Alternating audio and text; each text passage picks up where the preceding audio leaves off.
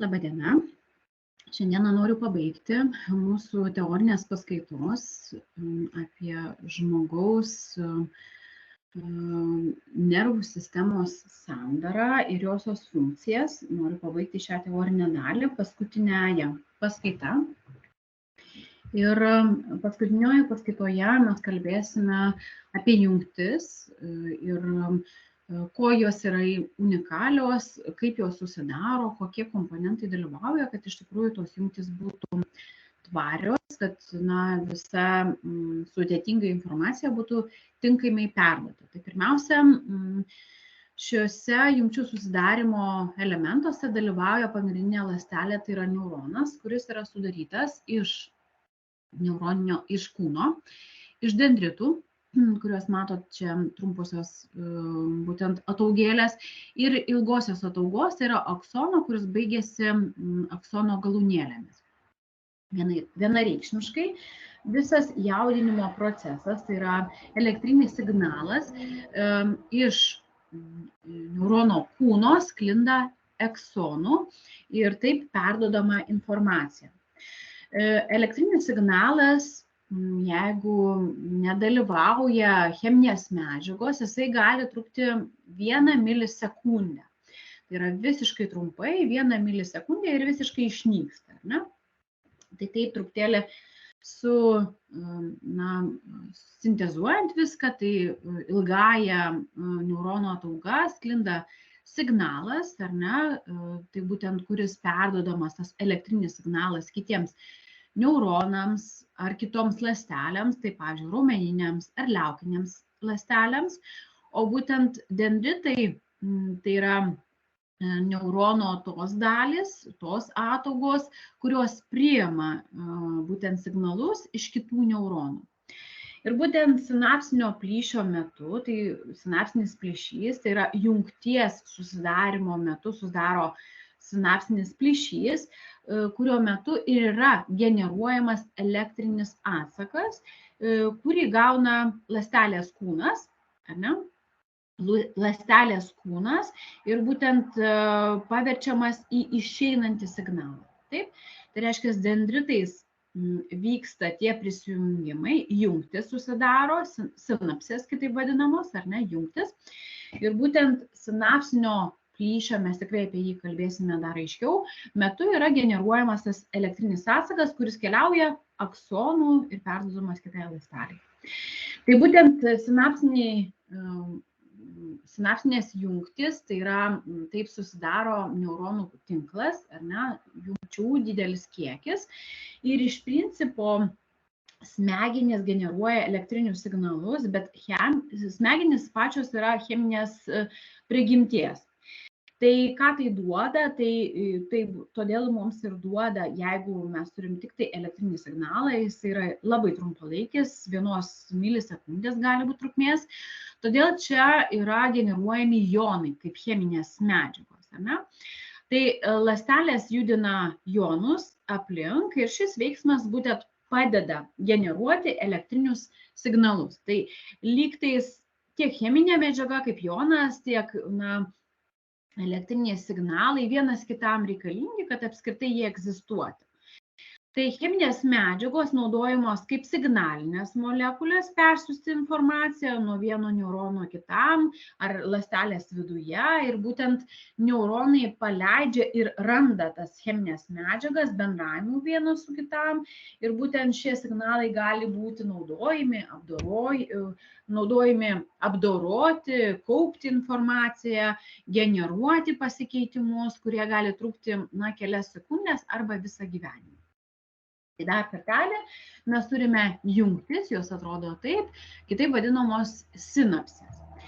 Tai kuo daugiau jungčių, kuo daugiau sinapsių mes turime galvos smegenyse, tuo sudėtingesnę informaciją galime valdyti, sklandžiai, tiksliai, aiškiai, koordinuotai.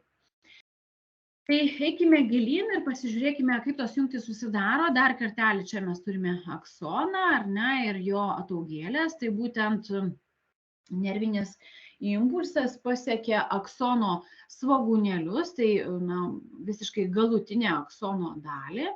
aksono svogūnėlio membrana tampa pralaidi kalcio jonams, čia jau mes turim cheminę medžiagą, ir būtent kalcio jonai patenka į vidų ir paveikia aktinofilamentus. Aktinofilamentai tai irgi baltymai ir jie ima tempti sinapsinės pūsleles, pripildytas mediatoriaus link prie sinapsinės membranos. Tai būtent prie kitos ląstelės, kitaip sakant. Ne?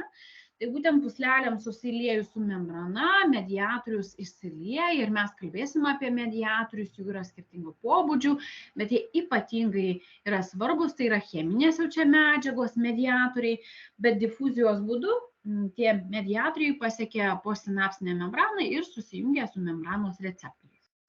Tai dar kartelis, mums cheminės medžiagos yra labai reikalingos, tai būtent jonai dalyvaujantis, kad iš tikrųjų generuotų tą elektrinį impulsą, ar ne, kad jisai apskritai generuotų, vyktų.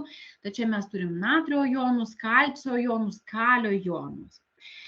Dar noriu priminti, kad nervinės ląstelės jungiasi vienos su kita, jungiasi prie raumeninių ląstelių, prie liaukinių ląstelių.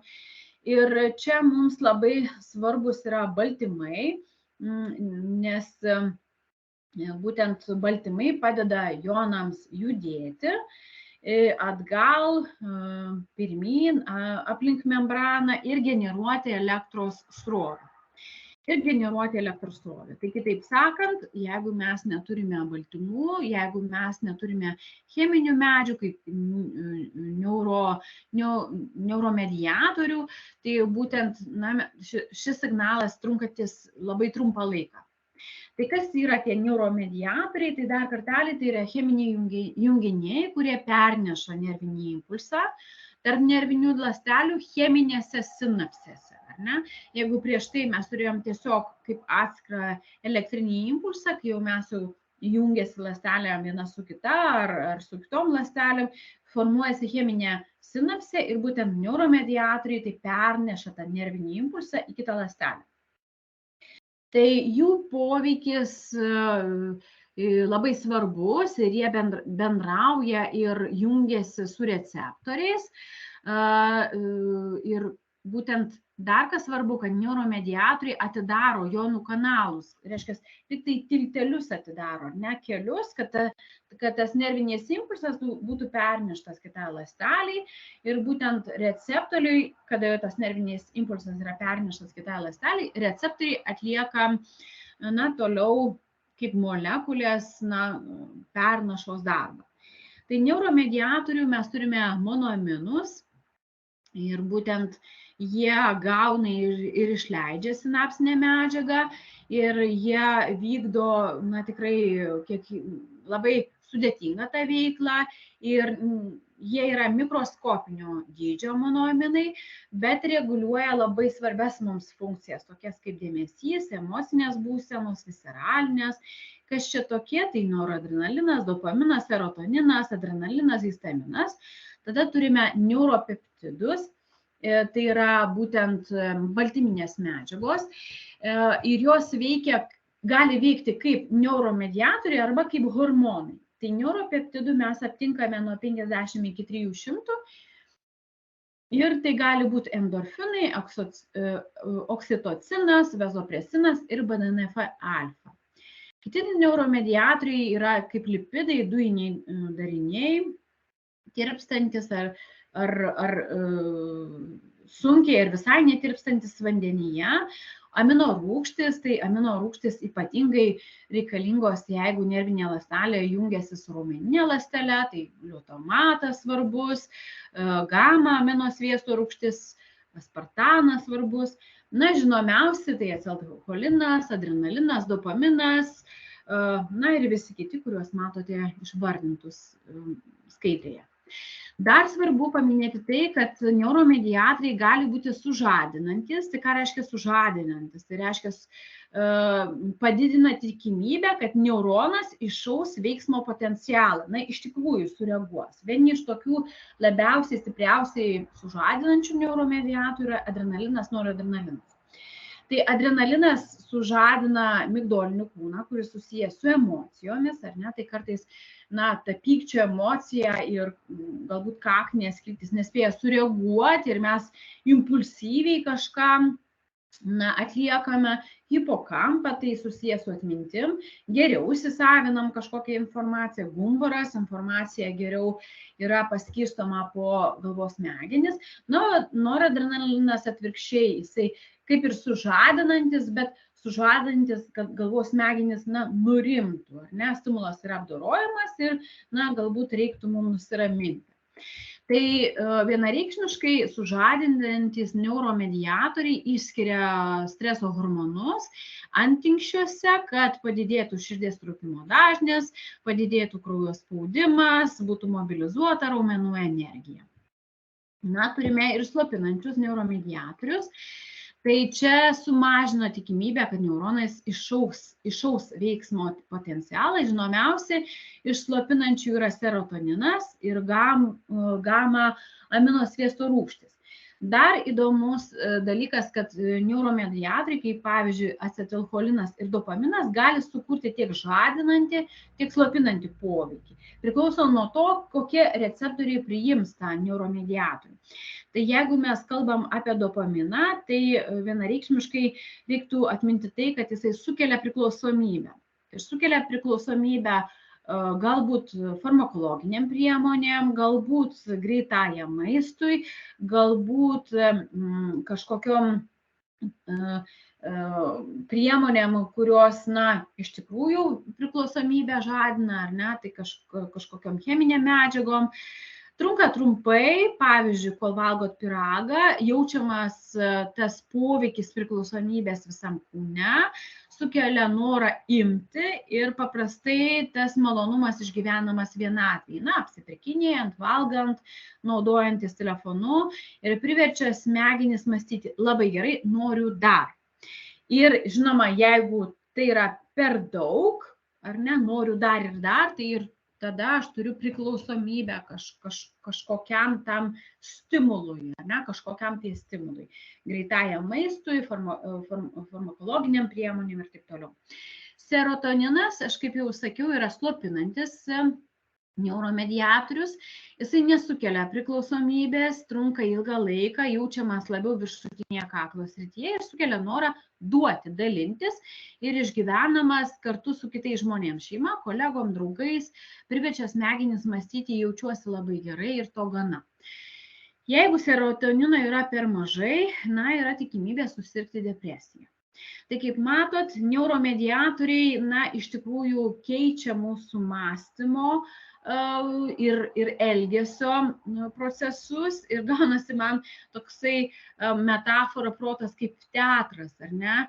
Čia aš juokiuosi, čia aš verkiu, tas kaip aš reaguoju, ar ne? Ir kokį tą poveikį, kokiais receptoriais neuromediatoriai dalyvauja, tokį mes veiksmą ir turime. Tai susiję su asmenybių tipais, ekstravertas, intravertas. Ir mokslininkai teigia, kad, pavyzdžiui, ekstravertai turi geriau išvystą asociatyvinio sąlygojimo gebėjimą, kai organizmas išmoks atsakyti į dirgiklį, sureaguoti. Intravertai, prisiminimai, emocinės sąsajos su praeities kažkokiais įvykusiais dalykais nesukelia daug papildomos motyvacijos būtent tam aktyviam bendravimui su aplinkiniu pasauliu.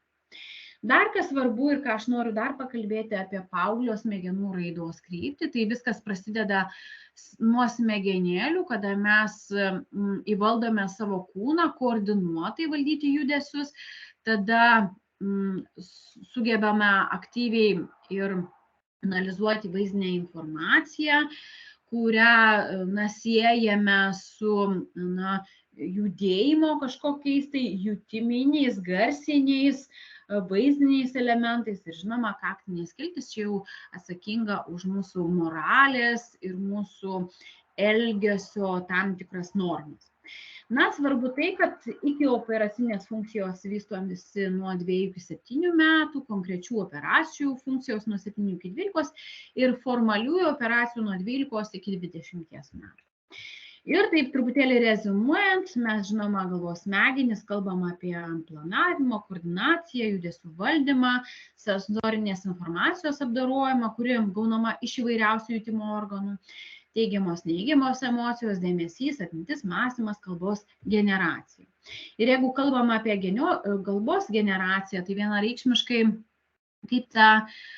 kokią informaciją mes gauname, kokiais kanalais, jeigu mes perskaitėme, ar ne, skaitymo centre, gavome informaciją, matot, čia yra pakaušinės skiltis, informacija keliauja į smilkininę skiltį ir čia mes kalbam būtent skaitom, tai aš lygtais išgirdau, nes aš mintise garsiai savo perskaičiau, ar ne, tai ne tik tai kaip garsas girdžiu, bet kaip ir skaitau mintise, ta irgi girdimosios kalbos centre ta informacija yra apdorojama. Tada mes turim Broca centrą, tai irgi kaip kalbos centro viena iš dalių. Ir, jeigu mes norime išsakyti garsiai tą informaciją, tai yra motorinės kalbos sritis ir čia jungiasi liežuvis ir garsą mes galime išskleisti. Lygiai taip pat mes turime socialinės smegenis, ką reiškia tos socialinės smegenis, tai socialiai, mes esame empatiški, reaguojame į aplinką, ar ne, tai čia tai sudaro socialinės smegenis hipokampas, kuris atsakingas už atmintį, ar tai mes turėsime trumpalaikiai atminti informaciją ir ilgalaikiai, migdolinis kūnas, tai jisai atsakingas būtent už emociją, žinoma, kad mes kaktinę žievę turim, kaktinę skiltį turim prieš kaktinę žievę, kur atsakinga už moralinius dalykus, vertybės. Ir tikrai esate girdėję, kad galvos smegenų dešinysis ir kairysis pusrutuliai, lygtais kairysis atsakingas už analitinį mąstymą, logiką, kalbą, dešinysis už meniškumą, kūrybiškumą, vaizduotę, bet noriu priminti, kad šie skirtingai du pusrutuliai bendrauja vienus su kitu per baltąją smegenų medžiagą, per būtent gumburą ir, mes negalim sakyti, kad vienas už tai, kitas už tai atsakinga. Kitaip sakant, pavyzdžiui, vaizduotė negalėtų egzistuoti nuo prisiminimų. Tai, ką aš išmokau, galbūt rašymo, galbūt kalbos, argumentacijos, analitinio mąstymo dalykų. Taigi, ačiū Jums už teorinės paskaitos išklausimą ir būtinai norėčiau, kad savo žinias pasitikrintumėt ir klausimus žinių patikrinimui galite rasti Moodle sistemoje, būtent prie paskaitos nervų sistemos sandara ir funkcijos. Klausimus rasite Kahoot platformoje, aš kaip tik rodau nuorodą, ar ne, įtalpintą. Noriu priminti, kad vienam klausimui turite 30 sekundžių atsakyti. Tad linkiu sėkmės, patikrą vis dėlto atlikti ir iki susitikimų kitose paskaitose.